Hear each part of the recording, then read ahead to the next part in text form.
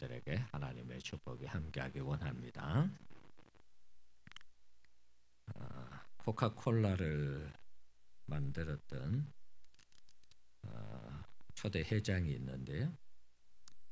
이 사람은 어디든지 코카콜라를 다 오지까지 어느 나라든 어느 국가 어느 부족이든 이 코카콜라를 온 세계에 이렇게 들여가기를 원했습니다.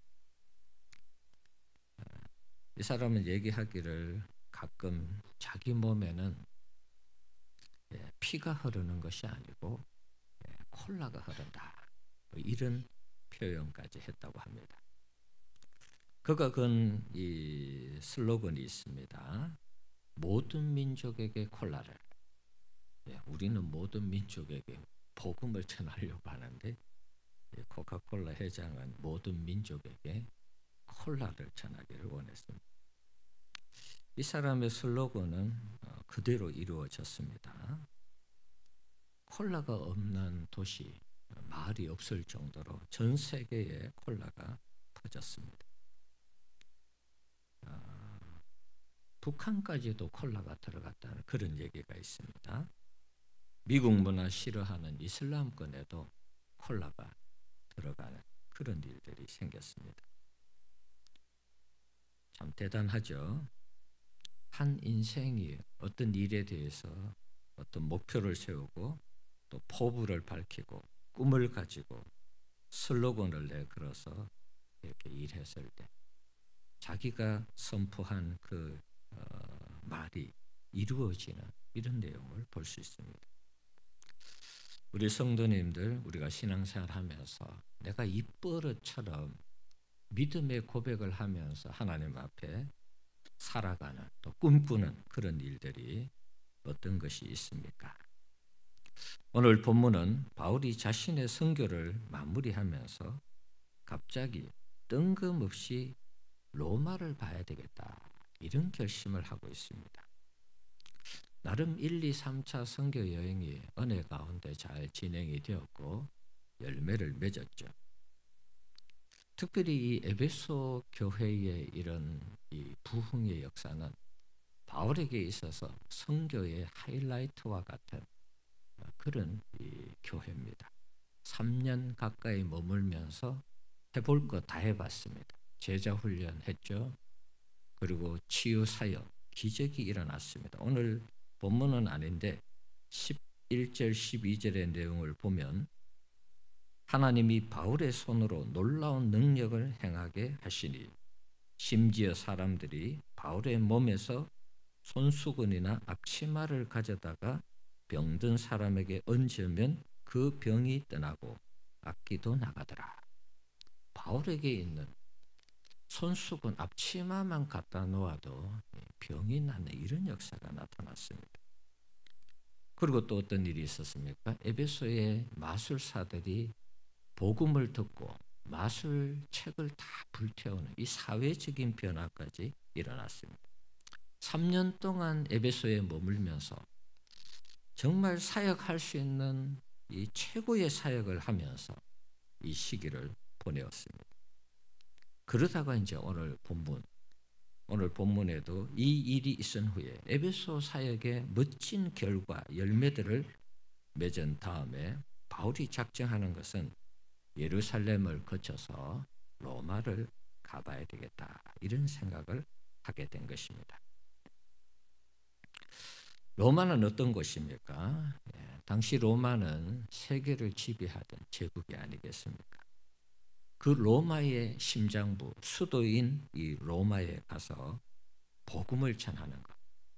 어쩌면 바울에게는 에베소에서처럼 이렇게 내가 사역을 한다면 로마도 얼마든지 복음할 수 있겠구나, 이런 어떤 자신감을 가지지 않았을까, 그런 생각을 해봅니다. 그리고 이제 이미 소아시아 지역과 헬라 지역, 지금의 그리스 지역이죠. 이제 복음을 1차, 2차, 3차 선교 여행을 했기 때문에 웬만한 데는 다 가봤을 것입니다. 그래서 새로운 곳, 정말 이 에베소 사역을 힘입어서 로마에 가서 한번 복음을 전하면 로마 땅을 바꾸지 않을까?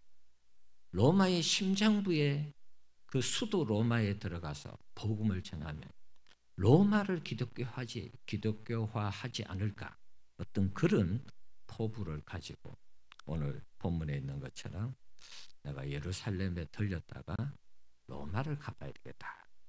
그런 비전을 결심하고 선포한 것이 아닌가 그런 생각을 해봅니다. 자, 바울의 결심이 어떻게 되었을까요? 이 결심을 하고 예루살렘으로 갔습니다. 예루살렘으로 갔을 때 어떤 일이 있었죠? 바로 체포되었어요. 감옥행이 되었습니다. 감옥에서 그 동족들에게 예수님을 전하는 그런 일을 했죠. 복음을 변증하면서 감옥 생활을 했습니다. 그러다가 감옥에서 주님이 나타나셨어요. 사도행전 23장 11절에 그날 밤에 주께서 바울 곁에 서서 이르시되 담대하라 내가 예루살렘에서 나의 일을 증언한 것 같이 감옥에서 동족들에게 자신이 어떻게 예수를 믿었는지를 간증을 했었죠. 그리고 복음을 전했습니다. 그것처럼 로마에서도 증언하여야 하리라 하시니라.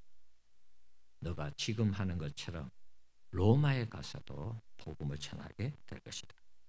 바울이 에베소에서 결심하고 작정했던 그 비전을 주님이 받으셔서 너가 그렇게 될 것이다. 이렇게 말씀하셨어요. 그러면 빨리 감옥에서 탈출하게 하셔서 로마로 보내주셔야 되는데 그렇지 않았습니다. 감옥 생활 계속했습니다. 자유의 몸이 되지 않았습니다.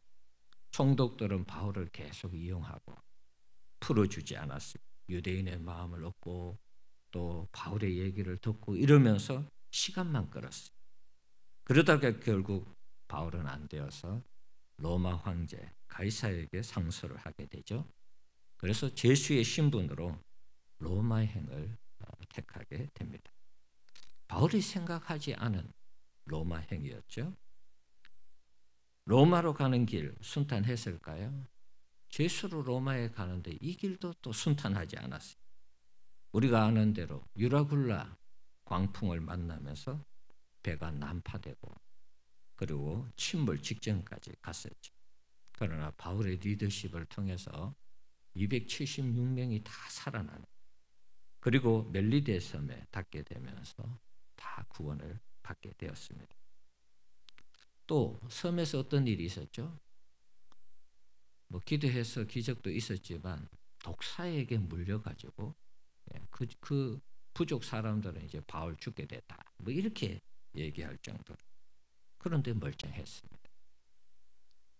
벌써 죽을 고비를 여러 번 넘겼죠. 예루살렘부터 시작해서 계속해서 어려움 당하고 또 이 바다에서 죽을 뻔했고 또 거기서 또 구원받아서 섬에 있을 때 독사에 물려 죽을 뻔하고 이런 우여곡절을 거치면서 마침내 바울이 로마에 가게 됩니다.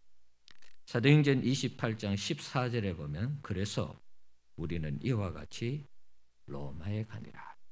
로마에 도착했습니다.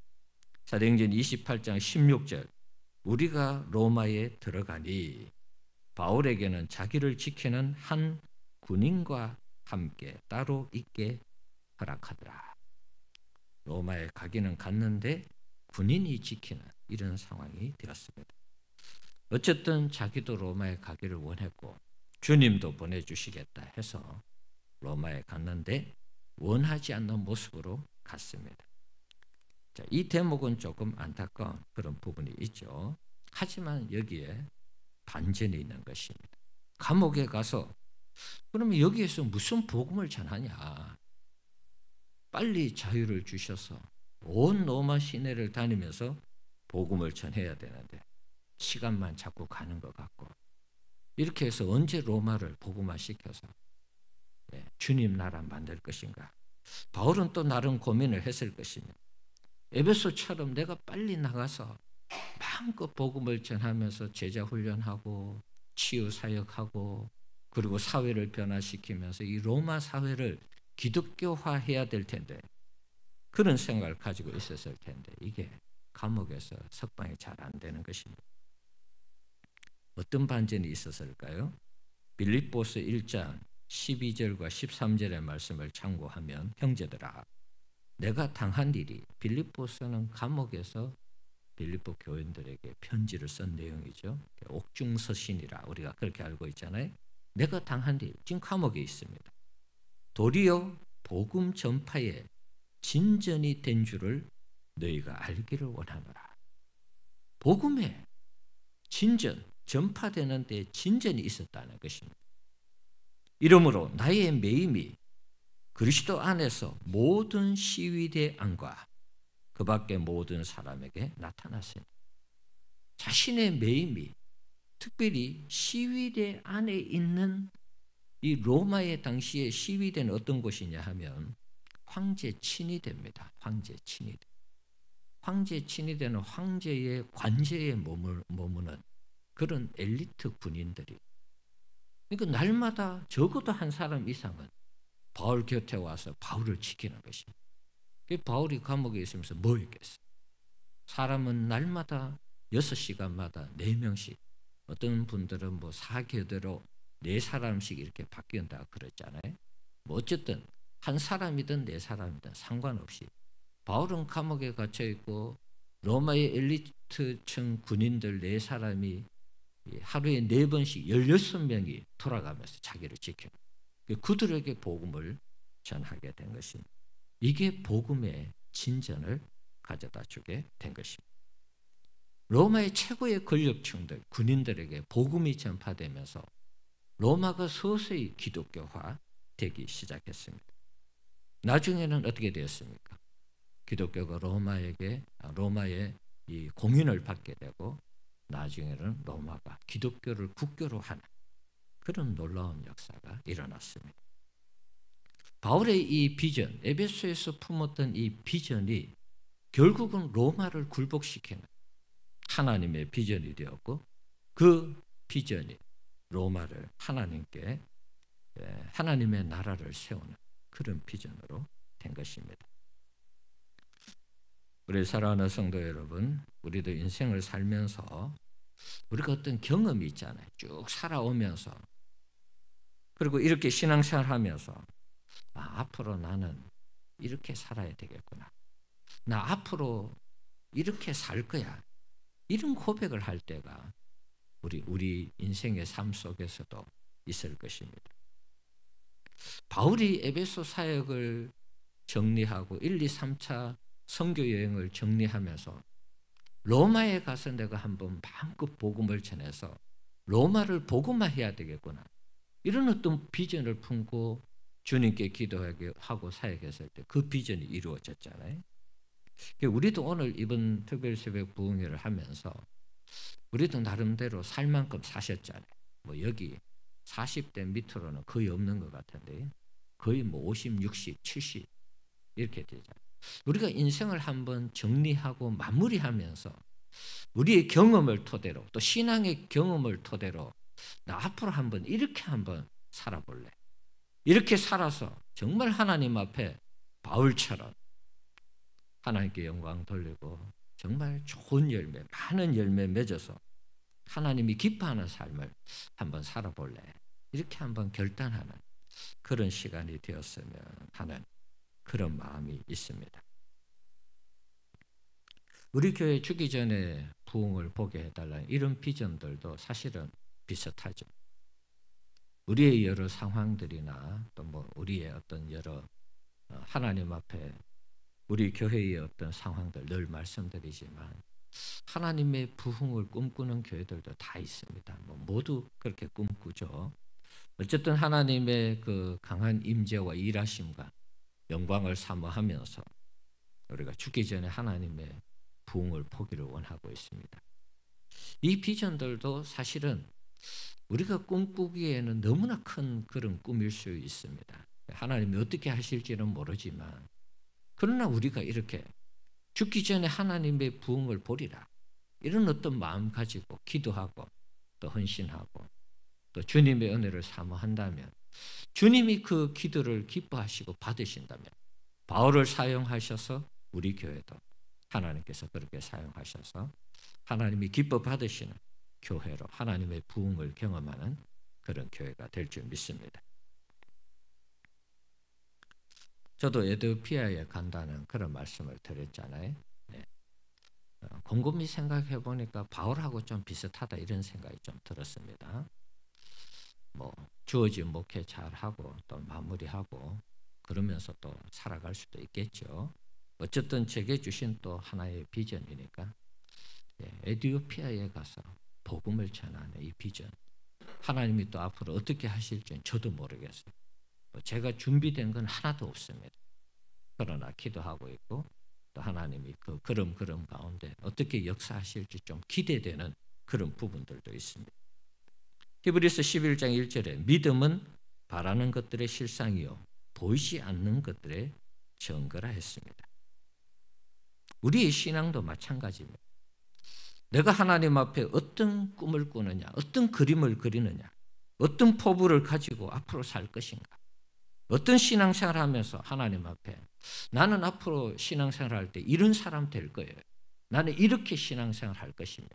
나는 앞으로 하나님의 백성 자녀로서 이렇게 사업하고 이렇게 일하고 이렇게 하나님의 교회를 섬길 것입니다.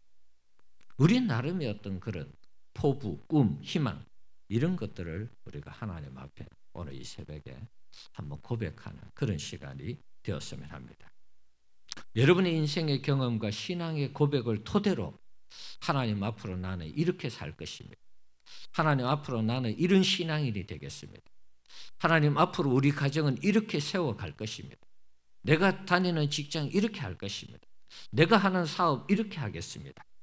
이렇게 한번 꿈을 가지고 오늘 이 새벽에 기도하면서 정말 그 꿈, 그 비전들이 주님이 우리에게 주시는 꿈이고 비전이라면 그리고 주님이 기뻐하는 일이라면 주님께서 반드시 함께 하셔서 바울을 통해서 로마를 복음화한 것처럼 우리에게도 그런 동일한 은혜를 주실 줄 믿습니다. 다만 중요한 것은 어려움이 찾아올 수 있다는 것입니다. 그냥 쉽게 되는 일이 아니라는 것. 바울이 로마를 봐야 되겠다. 그러고 나서 계속 감옥에서 살았죠. 감옥에서 예루살렘에서 감옥에서 살고 또 이동하는 중에 죽을 뻔하고 또 로마에 가서도 감옥에서 있고 그러면서 복음이 전파된 것입니다. 우리가 하나님 앞에 품는 이런 비전들을 이루어감에 있어서 쉬운 일은 아닐 것입니다. 어려움이 따르고 힘든 일들이 분명히 있을 것입니다. 그러나 그것을 가지고 기도하고 하나님 앞에 우리가 헌신한다면 때가 되면 하나님이 우리가 꿈꾸는 그런 일들을 통해서 하나님이 영광 받으시는 그런 놀라운 역사가 있게 될 줄 믿습니다. 여러분 앞으로 어떻게 내가 살 것인가 한번 고민해 보시기 바랍니다. 그냥 막 사는 게 아니고 나 앞으로 이렇게 살 거야. 앞으로 이런 신앙인이 될 거야. 그래서 나도 바울처럼 하나님 앞에 멋지게 쓰임받는 그런 인생 될 거야. 한번 오늘 결심하면서 하나님 앞에 기도하는 우리 성도님들 되시기를 바랍니다. 우리